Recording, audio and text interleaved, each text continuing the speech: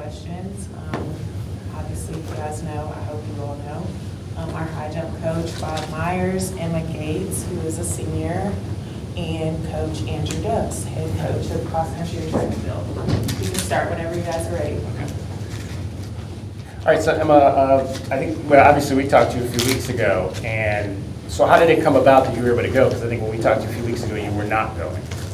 Yeah, I was a little bit confused by the point system coming out of USA's, but I was pretty consistent this season, like through indoor and outdoor, and so the way that you get selected for Team USA, you either have to make the qualifying mark or there's like a point system for, it like counts at certain meets, you know, how good you jump and then how high you place, and I got into the top 36 of that point system, so then I got kind of last minute, but I got selected to be on Team USA. So what was it like when you found out you were going to be selected? It was a super exciting day. I was just sitting in my room doing homework, and I got a message from Team USA, and I immediately called my mom and called Bob, and I was like, guys, I'm going, like, I can't believe it, you know. And I mean, ever since then, it's just felt kind of like a blur. Like, I almost didn't believe it when they sent me that message, but I'm super, super excited. You weren't aware? They didn't make you aware of that first? No. Again, we thought with the point system that she was just going to miss it. And so, but I guess within USA Track and Field, there was a little bit of leeway that since she beat the one person really that had more points than her, that enabled her to make the team. So that was an exciting phone call I got from her Saturday night when I was at the football game. This happened Saturday? A week from Saturday at the Hawaii game. Okay. I'm new to this, but the qualification, so is not 3 per country maximum, or could, how does that work? You're saying you got in on points? It is top 3 if either they make the international standard, which only about the top 10 in the world make, but then the next people, they fill the field with the top 36 people in the world based on a point system in addition to those top 10 that have already met the international standard. So, and again, this is a competition that's primarily professional high jumpers. She may be the only amateur in the competition. So that goes to show you how high a level she's at for such a young age. And you are right, it is 3 per country with the exception of a few wild cards. If you're the defending world champ, you get a wild card. So in that case, that country would be allowed 4. Or if you're the defending Diamond League champion, you get a wild card as well. Do you guys know how many U.S. jumpers made it then? 3. Oh, just, okay. Yeah. So, Emma, I looked up, I think you tied for 10th at the qualifications for the Olympics last year, right? And I know you did obviously a lot since then too, but I was wondering in general, based on that versus what you're doing now, do you feel like you've improved a lot and you're right on the kind of cusp of that?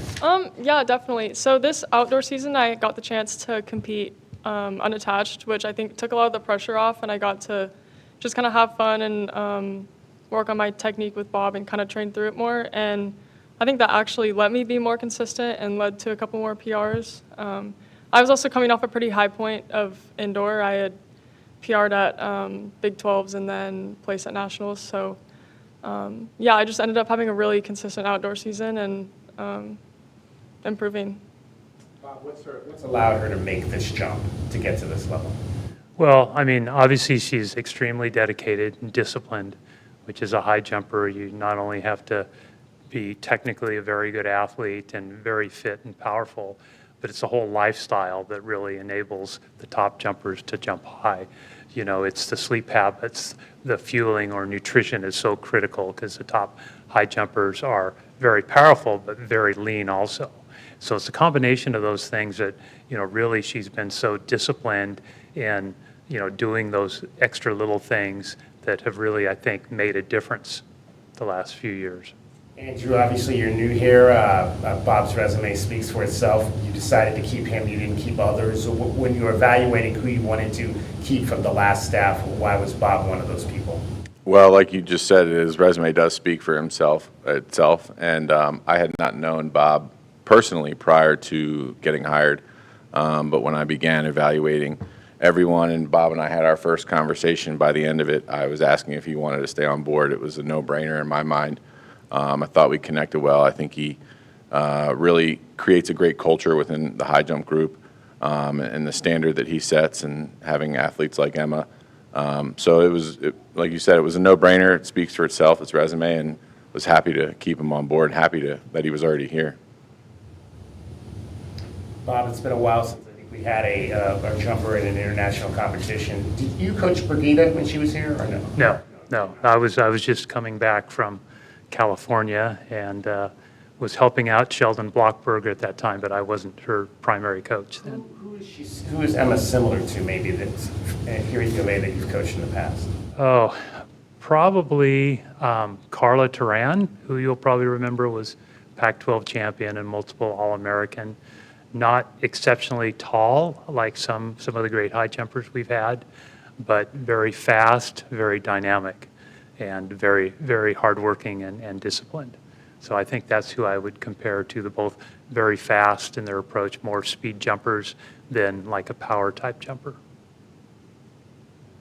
Bob, were you involved in Emma's recruiting? I mean, how far did you guys go back, and did that relationship, for both of you to speak to, how's that worked out? Yeah, I started recruiting her when she was a junior in high school, and almost, I guess, right after I could begin to recruit you. So it was about a 14-month process of recruiting her, and she came for a visit, and so we were lucky to get her here. Because she was, I think that year ended up being the top high school high jumper coming out of high school. And she did compete internationally that summer on the USA team for the under-20 international championship that was held in Colombia. And she was a finalist at that meet, so I knew she was a good jumper. And what really impressed me about her was she was a great student, and again, just her devotion to the sport and to school. So this is your first senior level event, then? You've competed in terms of the United States? Yes. Well, a few weeks ago I competed at my first Diamond League meet in Poland. It was a really cool experience. It was pretty last minute, so I didn't get to prepare quite as much as I wanted to, but it was definitely great to see, there was the world record holder there, lots of people there who are going to be at Worlds, and just seeing kind of how they, warm up and do everything, and also just how the meets not in the NCAA are run was really helpful, and I'm sure that experience will help me during Worlds as well. What's your preparation regimen right now as you get ready? So when we got the news that I was selected, we were just starting kind of the heavier training for fall, so we kind of backed off of that a little bit. We're still just trying to get a little more strength, and then I think once we get there, we're going to start tapering a little bit and get my legs fresh and ready to go. How does that work timing-wise? I think women's high jump was towards the end of the World Championships. So what do you do? Do you go over there and do light stuff before, or do you go towards the end? What's the process? Because I think it starts with this weekend, right? Yeah, so I get there a week before I start jumping, so I think we're gonna be transitioning out. I know definitely, the couple days before I'll be doing pretty light stuff, but we'll have quite a few chances to get out to the track and take some approaches and jumps and maybe get some lifting in. I'm not sure quite yet. Yeah, Bob's got the plan. Yeah, but. so we'll be training every day, but obviously it'll be heavier when we first get there, after she rests a little bit after traveling for 24 hours, and then we'll train pretty good for 2-3 days and then start our taper into the trials. Are you guys going with her? Bob will be out there. Yeah. And how just for big picture perspective, how does this rank in the track and field thing, as far as equal to the Olympics, just shy of that, or how do you view it as what does this mean? The World Championships compared to the Olympics, you mean? Yeah, or in anything else. I mean, Diamond League, obviously, there's one of them too. Yeah, well, I mean, the World Championships is, essentially Olympics for track and field. Yeah. I mean, almost the same time schedule, top athletes in the world, the field sizes are about the same, and really it tries to, the year of the World Championships, get the best athletes in the world, of which almost all the high jumpers there are professional high jumpers. I believe Emma's maybe the only amateur, maybe one of the only 2 or 3 amateurs in the competition. So that's really an attribute, to show that, how high she is on the world ranking and how high a level she's competing at.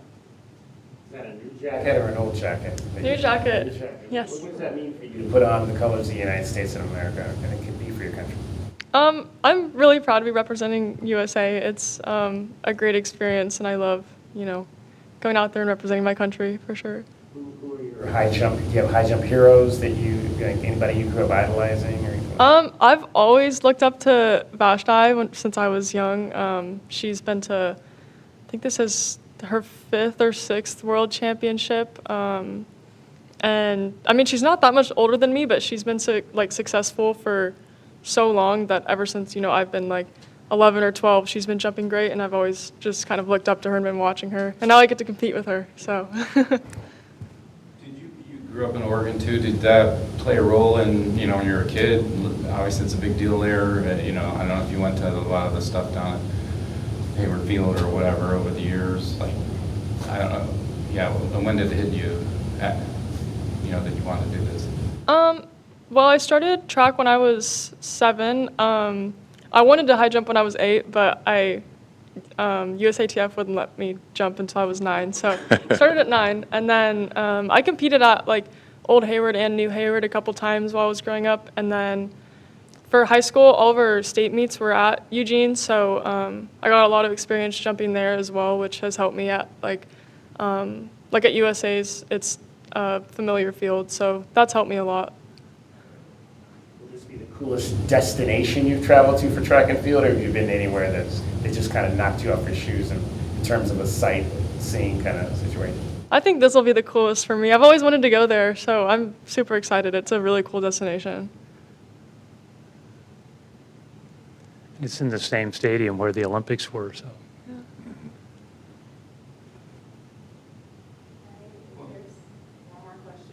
Well, yeah, just again on background, you probably talked to this before. Did you play any other sports growing up, or was track or jumping particularly always something you wanted to do, or? Definitely track was my main sport. I did volleyball throughout high school, and we actually won state my senior year, which was really fun. But it's always been track. I always knew I wanted to do track in college and professionally. So. At age 7, what prompted you? Did you just like to jump, or how did that? How was that something you knew you could do well and wanted to do? Well, I started off doing cross country, and then when I got to track, I was just kind of doing every event. I was an 8-year-old. I wanted to do everything. But I remember at practice, I saw some older girls doing high jump, and I was telling my mom, oh my goodness, I want to do that so bad. I don't know why. I don't think I was exceptionally great at it. My first few meets, I think I was jumping maybe 3-2. But yeah, I always thought it was a lot of fun, so I just kept doing it.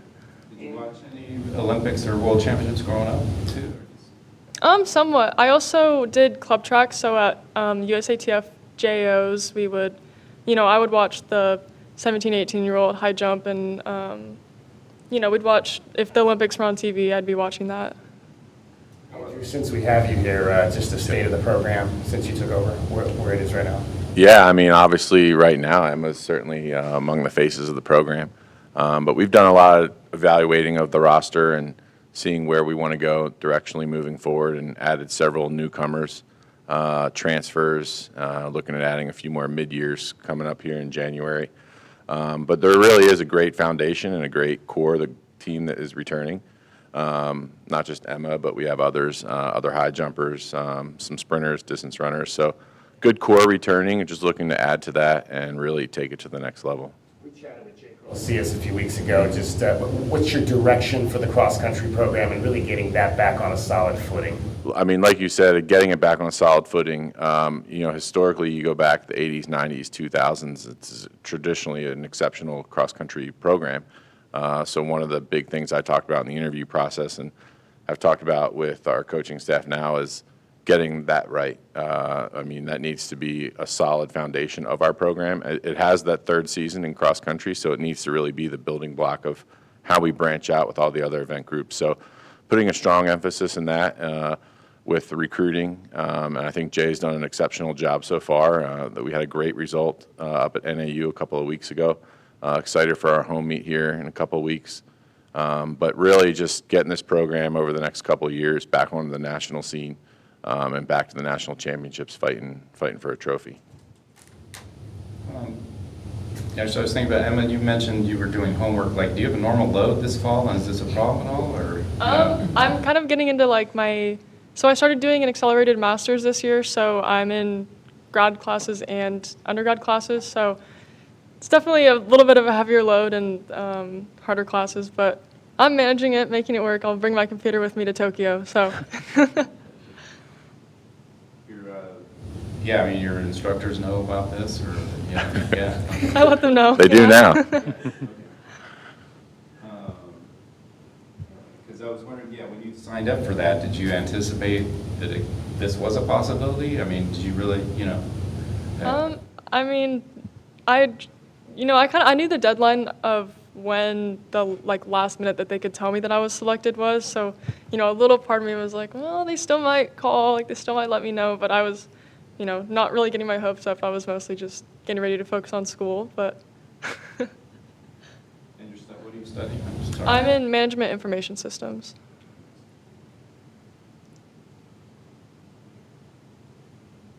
Great, thanks. Thank you. Good luck. Thank you. Perfect. Thank Thank you. you.